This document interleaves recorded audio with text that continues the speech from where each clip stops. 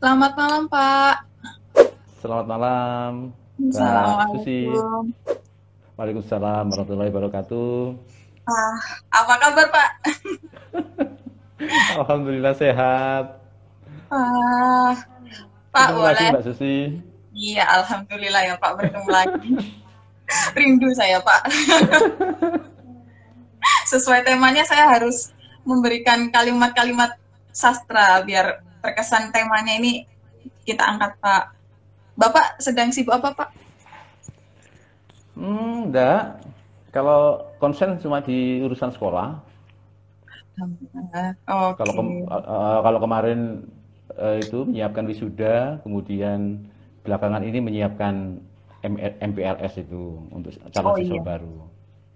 Selebihnya ada workshop juga di sekolah, workshop kurikulum. Ah, ini sepertinya banyak penggemarnya Pak Nur nih. Pak, boleh dong disapa bentar?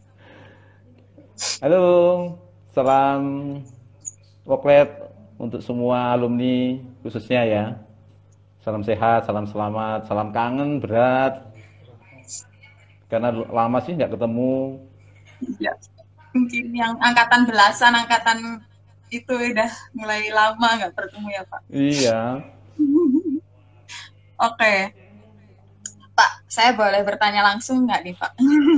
boleh silahkan. Eh, boleh jelasin nggak Pak tentang sastra menurut sudut pandangnya Pak Nur gitu?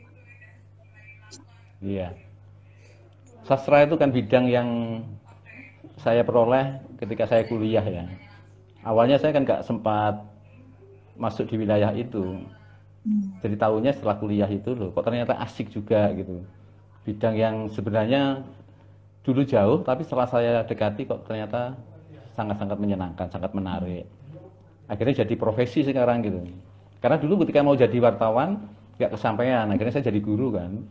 Jadi guru ternyata mengajar sastra itu luar biasa menyenangkan, luar biasa manfaat, luar biasa pengaruhnya bukan hanya secara pribadi tapi juga secara sosial.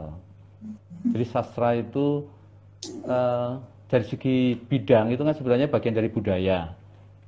Budaya yang dimana bagian budaya yang hanya mengenalkan keindahan atau seni itu atau kesenian itu yang nanti di dalamnya ada sastra itu. Jadi sastra bagian dari seni yang mengenalkan keindahan, lebih khusus lagi bahasa yang indah, itu yang digeluti dalam kajian sastra. Jadi kalau saya bahasanya tidak indah, saya bukan guru Berarti sastra bukan. berarti. Oh gitu. Kalau boleh tahu, Pak Nur, maaf nih Pak. Waktu itu berarti zamannya kan udah tahu, berarti tahun berapa Pak? Kalau boleh tahu kuliahnya. Saya kuliah 1984. Nah, itu ada perbedaan sastra nggak Pak dari dulu hingga saat ini gitu? Menurut Pak Nur ya ini. Ya banyak perbedaannya. Dari segi karya nggak se kreatif sekarang kan. Dari segi pemasaran, dari segi sosialisasi, dari segi eh, sudut pandang pemerintah sangat berbeda. Dulu buku bisa buku sastra sampai bisa dilarang. Pembaca sastrawan atau membaca puisi atau penyair sangat-sangat berbahaya sehingga bisa dilarang gitu. Kalau sekarang kan sudah sangat berbeda kondisinya. Jadi dulu Oh, saya kan pernah ikut komunitas di kampus selain UM. Kebetulan saya kan dulu di UM. mm, Terus ikut kelompok-kelompok yang mereka menamakan misalnya kelompok independen gitu. Yang mereka bebas menyuarakan aspirasi gitu. Ketika mereka membaca puisi itu mereka bisa dimasalahkan gitu. Jadi beda sekali kondisi sekarang dengan kondisi dulu dengan sekarang. Kreativitas oh, juga kreativitasnya juga terbatas dulu itu. Sekarang kan sudah sangat-sangat eh, meluas ya dan apapun bisa dijadikan kajian tulisan dalam karya sastra itu. padahal nih awalnya saya pikir di saat dulu itu majasnya tuh lebih lebih ini lebih penuh gitu Pak. Kalau sekarang tuh kata-katanya tuh menurut saya sudut pandang saya tuh sederhana banget. Itu udah jadi karya sedangkan dulu itu kayak majas personifikasi. Mungkin Pak Nur nanti bisa menjelaskan majas-majas itu apa. Oh iya. Jadi kayak kata-katanya tuh ada, misalkan tadi saya sempat sih sebut di awal tuh luruh gitu kan. Kalau sekarang itu kalimatnya benar-benar sederhana Pak gitu. Itu kira-kira Iya. ada hubungannya nggak sih dengan zaman ke zaman ini Pak? Iya, sangat sekali. Katakanlah dulu untuk menjadi seorang sastrawan, untuk menjadi seorang penulis sastra ya, yang akhirnya nanti dia mendapat sebutan sastrawan, itu mengalami proses yang panjang. Dia harus menguasai bahasa, dia harus mengenal karya, dia harus punya jam terbang tinggi di dunia penulisan. Sehingga karya yang muncul itu tidak sembarangan. Kalaupun dia seorang sastrawan itu memunculkan tulisan di media, itu mengalami beberapa proses penolakan gitu. Dan itu pengakuan dari banyak sastrawan sangat kita kenal. Jadi banyak sastrawan yang berkali-kali ngirim tulisan katakanlah di media yang terkenal misalnya Kompas sama Jawa Pos gitu. Itu penolakannya luar biasa. Apalagi sampai ke penerbitan. Tidak semua bisa terbit gitu kan. Nah, maka penulisannya harus betul-betul matang, harus betul-betul intens, renungannya dalam, hasil imajinasi yang kuat, sehingga bahasanya pun akhirnya terpengaruh menjadi bahasa yang kuat.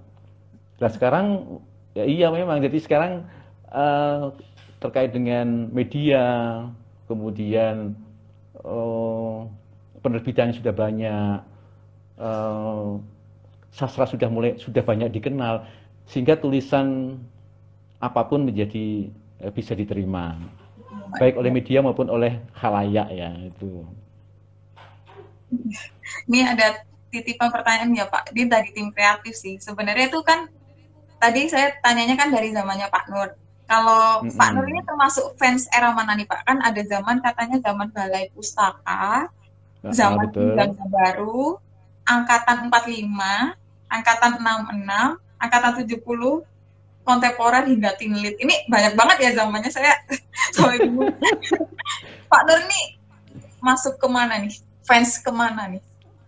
Atau gini dulu ya, saya beri gambaran sejarah secara umum dulu ya, tapi singkat ya. Iya, boleh, jadi boleh, yang Mbak Susi sebut itu sudah masuk ke modern itu. Ketika masuk tahun 1900, itu sebenarnya sudah masuk ke sastra modern. Padahal sebelumnya ada sastra peralihan, ada sastra lama gitu. Oh gitu. Jadi pantun, kemudian gurindam, kemudian dongeng, fabel. Kalau cerita wayang itu Ramayana, Mahabharata, itu sastra lama, kajian sastra lama gitu. Sebelum tahun 1900.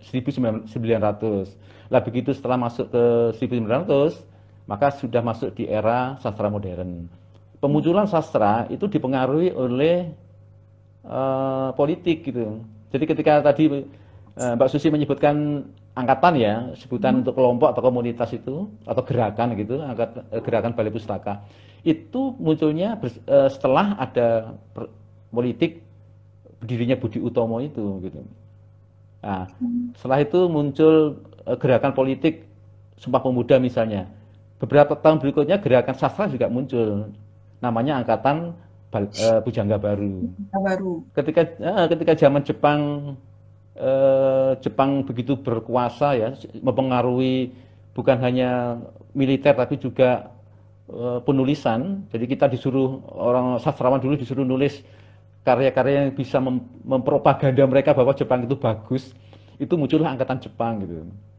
Dan ketika kemerdekaan, menjelang kemerdekaan, saat kemerdekaan itu juga muncul Angkatan 45 itu dengan tokoh yang terkenal Chairil Anwar itu. Jadi selalu sastra muncul beriringan dengan persoalan sosial dan politik. Nah, saya mengalami masa-masa waktu mahasiswa itu kan masa-masa pemerintahan Orba kan.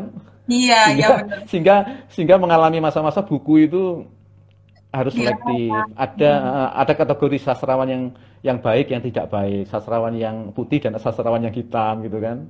Terus karya-karya juga begitu. Yang paling sangat fenomenal yang saya alami itu ketika bukunya Pramudia, Bumi Manusia itu, Pramudia Anantatur. Saya baca. Itu kan dilarang dulu itu. Iya, katanya dulu dilarang.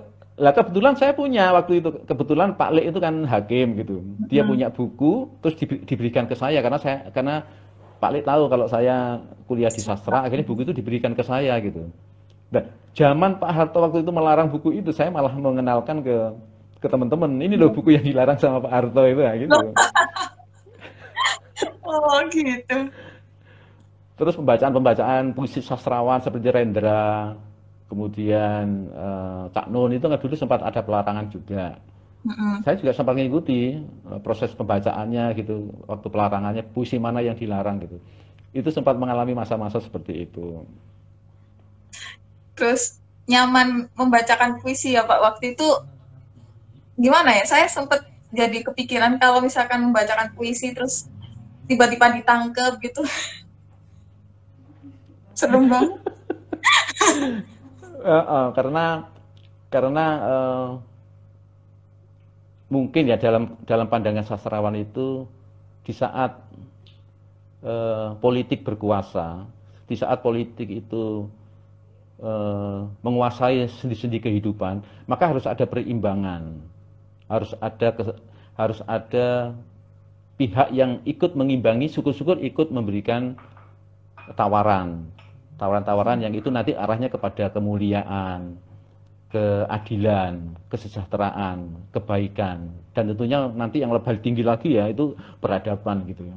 Nah, masa begini-begini saja gitu, masa jadi akhirnya puisi lahirlah, novel-novel lahirlah, karya sastra yang lain, drama-drama, pertunjukan drama juga lahir juga gitu. Dan dulu kan juga banyak juga pementasan yang dilarang itu kan, Iya, puisi cerita. yang dramanya Enrian Tiarno itu pementasannya kan juga sering dilarang karena penuh dengan kritik sosial dan politik kan. Iya, betul. Serem sekali ya Pak. Iya. Oke Pak, saya break bentar karena mau ngasih pengumuman bentar ya Pak. Pak Nur boleh minum. Silakan. Nah, Oh jadi iya. buat teman-teman nih, saya akan ada pengumuman jika ada teman-teman yang punya rezeki lebih, boleh kirim bantuan ke nomor rekening yang saya pin di bawah. Jadi sekarang total donasi yang terkumpul udah Rp47.798.000 dan total yang tersalurkan udah Rp22 juta. Alhamdulillah ya, karena ini COVID-nya sudah mulai menuju normal, jadi mungkin ya bantuan ini akan difokuskan untuk ya cover new normal itu. Juga jika ada teman-teman yang punya usaha yang ingin diperkenalkan juga boleh kirim DM ke Mimin biar nanti Mimin kasih petunjuk untuk gimana biar muncul di sebelah saya misalkan atau saya pakai gitu. Kita review secara biar nih viewersnya kan lumayan banyak nih, jadi ya kita review dengan banyak itu. Oke, mari kita lanjut ke pertanyaannya selanjutnya. Karena saya sangat kepo ini dengan Pak Nur. Enggak Pak Nur sih, sastra khususnya Pak. Karena saya suka sastra.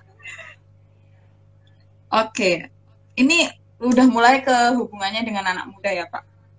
Iya. Gimana sih caranya pendekatan biar sastra itu diminati oleh anak muda? Sesuai tema kali ini Pak.